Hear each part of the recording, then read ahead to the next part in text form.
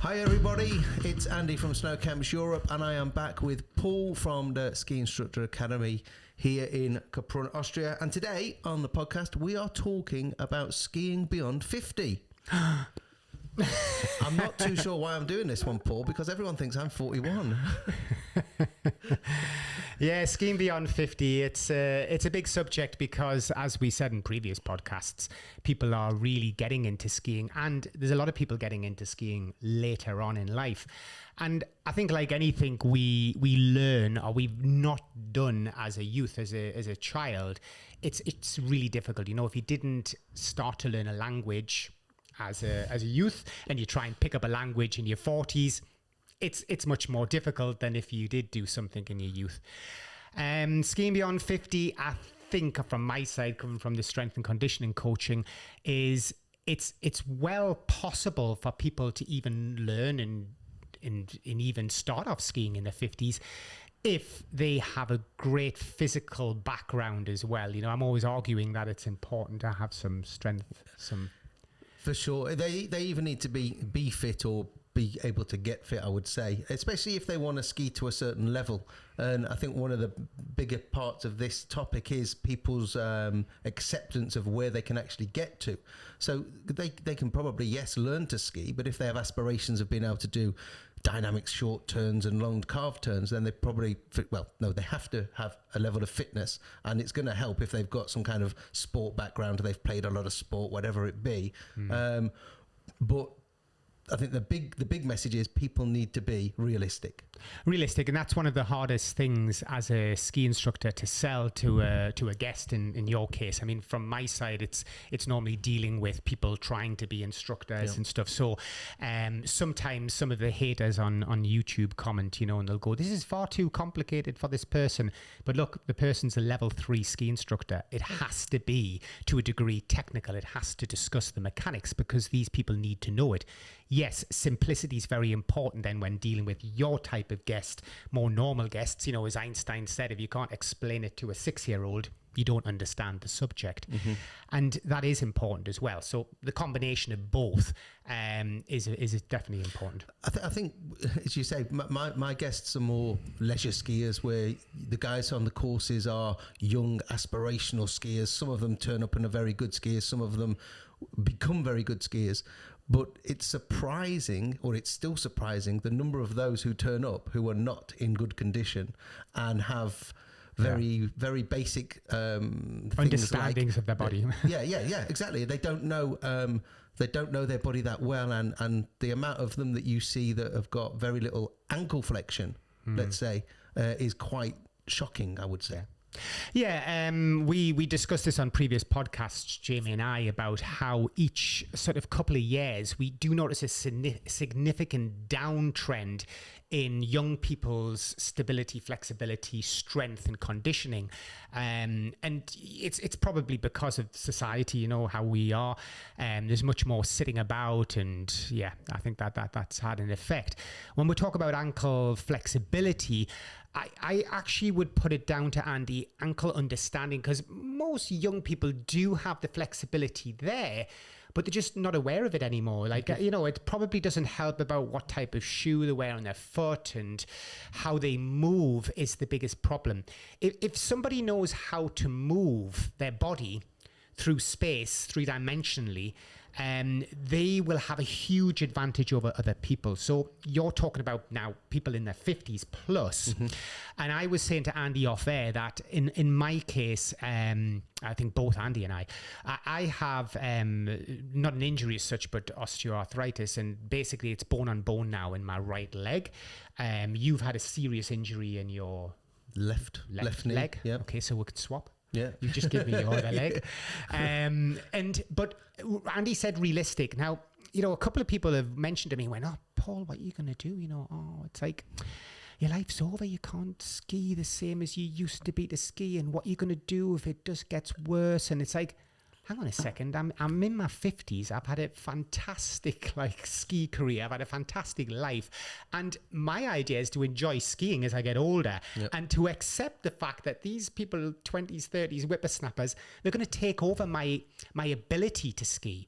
But what they're not going to take from me is my ability to coach. Exactly. That's different. And the knowledge and the experience. Yeah, absolutely. So my team consists of, maybe 40 trainers. And I would say most of them are 30 plus, to be fair, and 40 plus actually, in fairness. But we do have a younger element in the team as well. And those people can be phenomenal dynamic skiers, really good, but they still lack the coaching ability. That's what they're developing. They're more developing that style of things than anything else. But we'll come on to that in another podcast. What Andy and I are talking about skiing beyond 50 is, first he said realistic, and acceptance of, if you're getting up in the morning, your knees are creaking and it's a bit uncomfortable going up and downstairs, or you can't sprint all of a sudden or whatever, then come on, be realistic that you're not going to be diving and jumping dynamically from left to right on your turns down the piste. You're probably going to have to find a pattern that works for you. And in your case, Andy, where the injury is quite serious, you've had to find a pattern that allows you to work the equipment intelligently, because that's the great thing about modern skiing. I mean, if we were probably still on old style stuff, you might have had to have given up. Yeah. But nowadays, with the modern school skis, you can just go to a slightly softer ski, slightly softer boot. It's changed what's underfoot and the waist. Yeah, and these are some of the things that I've done over the last 2 years. I only started skiing again full time last November. And obviously it was a short season because we ended in March. But I went to a shorter ski. I went to a shorter radius ski, albeit it is stiff. And I probably will go for a slightly softer ski for next year. Boot wise, I'm still in the same boot I was in, but I'm keeping my boots for longer. Right. Because they soften up over time. So I'm not changing them at the end of every season. I'm doing 1.5, almost 2 seasons in a boot. And I've changed the way I've not necessarily changed the way I ski, but I've changed definitely the speed that I do. When I get to a certain speed, I don't go any faster. And has it affected you mentally? I mean, do you feel frustrated? Do you feel? I think it's affected me more mentally. Obviously, it's affected me physically because I've got a load of metal in my knee, and I had 3 operations, and it took me 2 years to get back to even walking properly because of complications. But I would say it's more in my head than it is my ability to ski, because I'm still skiing relatively well. It doesn't hinder teaching in any way, but it does stop me from pushing myself as I used to, because I'm terrified. I'm terrified I'm going to do it again. Yeah. And I also, my big concern is, because I've still got metal in my leg, is if I was to break that bone again with the metal inside, what does that mean? It's not going to be good. I can't see. And anyone who follows us on social media will see only this week I fell 4 meters down onto a flat road, and the second I realized I was falling, I was petrified. My legs were gone. Now, if that would have been 5 years ago before my accident, I probably would have just laughed it off. Yeah, dropped and gone, whoa, And this is the thing, anybody who has anything, had something like an ACL or an MCL tear or whatever, and had reconstruction done, hip or knee, ankle, you're always got it in the back of your head that, you've got to be careful, because you know how long it took you to rehabilitate and get back onto the skis, let's say, or the board. And that mental thing is a block. And as you get older, it gets more difficult to ignore it. Young people do tend to throw themselves off ridiculous jumps and all sorts of things, because there's a belief they're going to be all right, literally. Yeah. And as soon as that belief is left behind and realism takes effect, then, it can stifle your movement pattern. There's no doubt about it. And I think a good coach can coach people to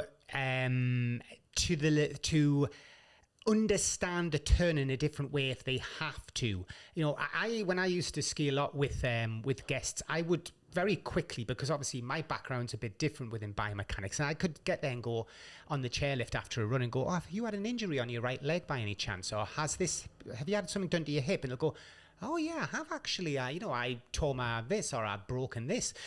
it's very easy for me to identify that because I look at things from a more of a biomechanical way. And I think once you identify that somebody has got some injury in their past, you have to then take that into account and not just have this perfect template in your head of how a short turn should be, for example, or a long turn, because that person's right turn may need some special movement pattern that, you know, an average instructor won't do. They'll say, no, it's always got to be this forward. It's got to be this up and forward and down. And no, it doesn't. It doesn't have to be like that. With the modern school equipment, you can get away with skiing not quite in the most accurate of positions. Especially when conditions under your feet are relatively grippy, for example, as well. We were talking yesterday as well about there are lots of people out there that talk about the perfect turn or the perfect way to make a turn, whether it be a long turn or short turn, doesn't really matter. Which, firstly, the perfect turn doesn't exist. And secondly, we are all built differently. Well, no matter what our age is, we're built differently. And then if you bring in injuries and then psychological effects, we're not going to achieve a perfect turn. And I've actually got to the stage now, and I know when I turn to the right on a long turn, my uphill ski goes forward. I split slightly. I've now just said, so what? Yeah. You know, does it make me any worse? No. Doesn't mean it's a perfectly polished or as perfectly polished as it can be. My ski split, so what? Yeah, and this comes from ski symmetry as well, because obviously there's huge arguments, you know, about the symmetry between same edge angle, same distance between the skis, and same speed of the skis, and etc. And this symmetry, it looks cosmetically very good. But if you know, and in England, probably you don't see it as much like ski racing, for example, you know, the proper World Cup. If you watch them go down, and the number of times you find them in an A-frame or, you know, in some sort of weird position. Yeah, sat back's going to be a classic one. But these are the best in the world. Yeah. And some skiers, just because of, again, how they're developed in their bone structure, etc., they can look really clean skiers, Andy. They can look, and often you see this with people that have slightly more ovine, a bit bandy legs, you know, a bit, because they just have that gap between the legs that looks clean, and somebody who naturally tends to drop in a bit can look like they're a bit A-framing all the time. Yet, which one's the better skier? If you're just looking for a cosmetic look, then that's different. But who's faster through the gates might be, you know, what's more important to those two skiers. And the argument then would come to making sure that boot alignment and, again, we're talking about the right equipment. In skiing beyond your 50s is the subject today, because I want to point out that anyone can ski, even if they are unfit. In fairness, you can. Yeah. You can, you know, I remember before my mother passed away, I think she was 63 or 64 or something like that when she first ever skied, and she could do it. But you have to understand, as Andy said, to be realistic then of your goals. Now, if you're a very fit 50-year-old, 60-year-old, and you do a lot of explosive sports still, and this is what I was explaining to Andy off air, that within the sort of fitness arena, we have two things within that arena that are very important. That's, you know, the speed and power. And speed and power are things as we get older that we tend to neglect. You know, it's easier to go for a 10-kilometer jog than to do 20, 40-meter sprints up a hill, for example. It's easier to sit on a bike for 2 hours than it is to do a high-intensity interval training that's making you jump and do plyometrics and all sorts. Which do you prefer to do? As you get older, you naturally favour the slower, longer training sessions. I think you just have to look at the number of people on country lanes on road bikes on a weekend. Yeah. You know, the average age is probably 45 plus. And we said, you know, on the last podcast, one of them, we said about golf being the new skiing. Race biking's become like that, you know, because they're like 10,000 euros for a top-end race bike. And, you know, I myself have a Specialized S-Works race bike. It's fortunes. It's the big thing. You know, a lot of people are getting into it, but there's a reason for it. And as Andy's pointing out there, it is the same thing again. If you are into long distance biking, uphill, etc., there's a power there. Obviously, I get it. You know, you're Chris Froome, whoever's doing 400 watts uphill. Yes. But we're talking in skiing often 45 to 1 minute, 15 seconds of power and agility. Yeah. And that is different. And therefore, you need to simulate your training around that in the gym as well. You know, the average gondola song must be 8 minutes. So you're getting 1 minute 30 worth of skiing, followed by 8 minutes of rest. Yep. And that 1 minute 30 of skiing, in theory, if you want to do it as dynamically as we could do it, then it takes something out of you. It's a sport, and it's going to be energetic, and it's going to be explosive. But equally, it doesn't have to be, Andy. You know, you can't just saunter your way down. You can leisurely ski around. And again, this for anybody coming into skiing at a later stage, it's what do you want to do? Do you want to go on a holiday and just enjoy being in the mountains, skiing from hut to hut, having a bite to eat at lunchtime, and then a couple more runs, and then a gin and tonic? Because you can enjoy the mountains in that way. If you want to ski and perform as a sportsman, let's say, on skis, then it's a different agenda. Different world. Yeah. It's a different world. And it's going to require you to put the time in off the hill. And I'm sick of trying to get that through to people who ski with us that are in their 50s, 60s.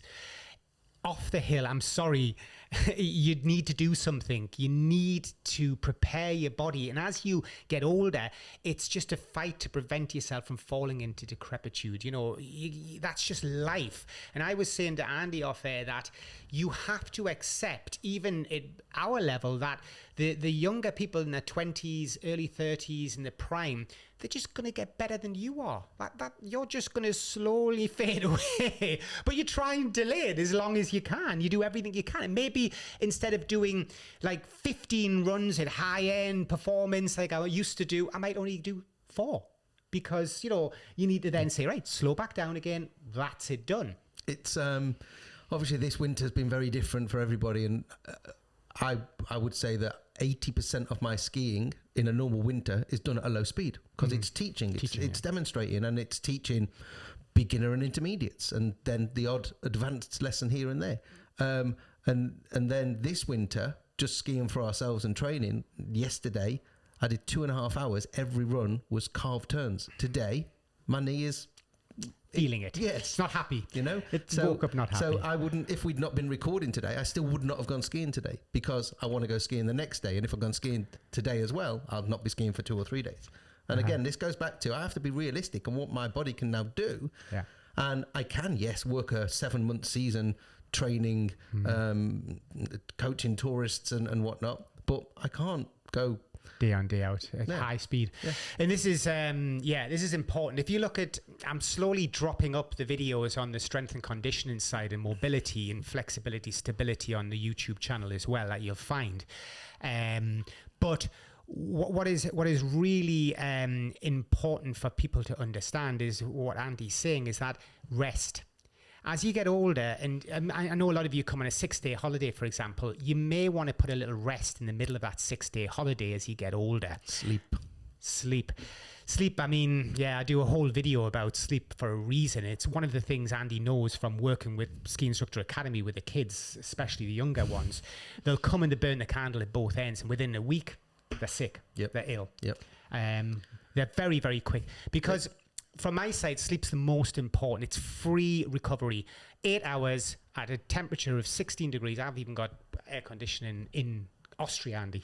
I have air conditioning here to make sure. One of only a few people that has, yeah. And it's all because pitch black, complete silence, 16 to 18 degrees, and I'm always trying to maximize it. I use my, millions of these little fit gadget things. I use an iWatch to monitor my sleep, and I know that, like, today I'm tired. So my resting heart rate today is 44, and normally it's about 39 to 41, my resting heart rate. And okay, that's because I am an athlete, I'm a very fit person, but I know today I'm tired because it's 44, and that's telling me it's 3 beats higher, and definitely I need a little bit of a down day. And a down day might be just go for a 5-kilometer walk, something like that. Active rest, yeah. So sleep. I did it yesterday. I came down, as I said, 2.5 hours. Every run was a high-speed carving, or as high speed as I like to go now. And I had an hour's sleep in the afternoon. Had my lunch, had an hour's nap, and then took the dog for an hour's walk. So you know, and then I was good for the evening. But again, I aim for at least 8 hours of sleep. Unfortunately, I don't get total silence because the dog snores. Yeah. Yeah, I think skiing beyond 50, especially if you're a recreational skier, you know, and you only get a chance to do it once, twice a year. Everybody that I ever skied with was the same. You know, after the first day, their calves, they complain about their calves because they're super tight. They're stuck in this sort of dorsiflex position, especially if they're fairly good skiers as well. So if you know these things and you think, you know, every year when I get there, these following things, I feel this, I feel this, I feel this. Okay, well, say, right, I need to strengthen my quads. I need to work on my posterior chain hamstrings. I need to make sure that I am used to working in a dorsiflex position or holding that position more. That means like simulate that with your coach back home in the gym or wherever it is, and make some preparation through it. You know, I did a couple of videos and podcasts, and my argument is people should not have to get fit for the ski season. You should just be all the time fit. This is, you know, that is how it is. You should be fit all the time. But if you have to get fit for the ski season, that's how you do it, and you wait, then 4 to 6 weeks before, you're pushing your luck, really. You need to be, you know, you need to be talking 3-4 months before. I think also, and going back to the realistic kind of topic, when people come away on their holiday, and I'm talking about recreational skiers, when they come away on their holiday, obviously you're up very early to get to the airport. So you've had not a good night's sleep on the Friday night, let's say. You travel to the airport, you don't really sleep on the plane because it's only an hour and a half flight. Then you've got to get to your resort. You've got to run around resort, normally to go pick up your hire gear, your lift pass, get settled in, orientated. You probably have a drink and your evening meal, and you go to bed. The next day, people jump on their skis and they think, right, I'm going to ski as well today as I did on the last day of my last holiday. And they'll go straight up, let's say, a red run, and they'll expect to come down it well. And I often say to the people, listen, don't do that on your first morning. Go to a gentle slope, do 2 or 3 runs, just feeling your feet again, getting the muscle memory back, and then go up the red run, and you'll have a much better afternoon for it than if you just go straight out. Because then on the first day of the trip, they feel, my skiing wasn't too good. But then on day 2, the feeling's back, and they have a great day 2. Then they go to après ski. They have a little bit too much to drink because they're really motivated from that such a good ski day that Wednesday they implode. Yeah. And they just have a terrible third day. Now, and statistically, that's the day accidents happen. Yeah, from Wednesdays and Fridays. Suicide Friday and middle of the week Wednesday, yeah.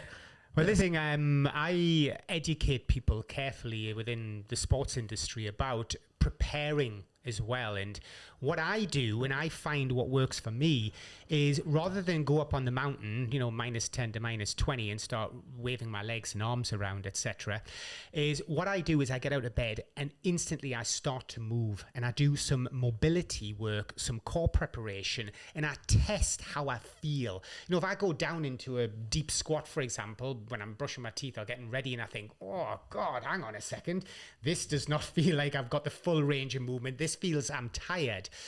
I already know that I'm going to be slower that day. So, okay, I can backpedal a bit and go, right, take it easy. But what I like to do is I like to get warm and ready in the apartment. Mm-hmm. I then go straight on the hill and start skiing. I don't do any of this, get off my skis and wave my legs around crap. That's a big mistake that I see happening still. And I educate all our coaching staff about the same. Look, I know you have to do it from an exam point of view when we're examining people who want to see the ski instructors can warm the group up. Yep. But I'm sure there's nothing annoys you more as a guest in a ski group when the ski instructor spends 10 minutes wasting his time warming you up. 10 minutes lost of where you could have been skiing on the skis. Yep. I think going back to the sleep thing as well, and I said there about people on a Tuesday maybe have a few too many drinks, is the importance of water. The importance of drinking lots of water. I think 90% of skiers are dehydrated, they said. And especially the younger generation, they completely forget about drinking water. And one of the tricks we always say, Andy, isn't it, when we have guests come up and say, look, nothing wrong with you buying meals in Austria on the restaurants and stuff, because it's relatively, I think it's not too bad priced in Austria for food, but bring your own water. Yeah, it saves you from that Coke. That's going to cost you ridiculous. Fizzy drinks are more expensive than beer in Austria. Yeah. But also you'll get charged for water. But I think, and this is very obvious when the courses are run in November and everybody sat in the Alpine Centre up on the glacier. You look at the tables where the coaches are sat, they've all got a bottle of water on the table. Yeah, a good litre of water you're going to need. So into your 50s, I would say these are the points you want. Keep yourself active. And when I say active, try at least, twice in the week to mean that activity is speed-based in some way. I know you don't want to do it, but some sort of speed-based activity. Secondly, when you're in resort, get yourself moving in the warm apartment. Mobilize yourself before you get on the hill. Slow start, fast finish. Don't start your week fast. Don't start your week with too much, from last year in your head. Yep. Start again like you're a beginner. Yeah? Take it easy. And then be realistic. Don't get frustrated. Every year we're getting a year older. It's just life. Yeah. It's just life. And injuries, if they happen, mold your ability of skiing to, whether it be equipment, your standard, how you ski, around the fact that you do have an injury, and be accepting of that. I think that's very, very important. Yeah. Anything to add, Andy? No, I think that's it. Yeah. I think we've done that. See you on the next one. Next one. Bye for now.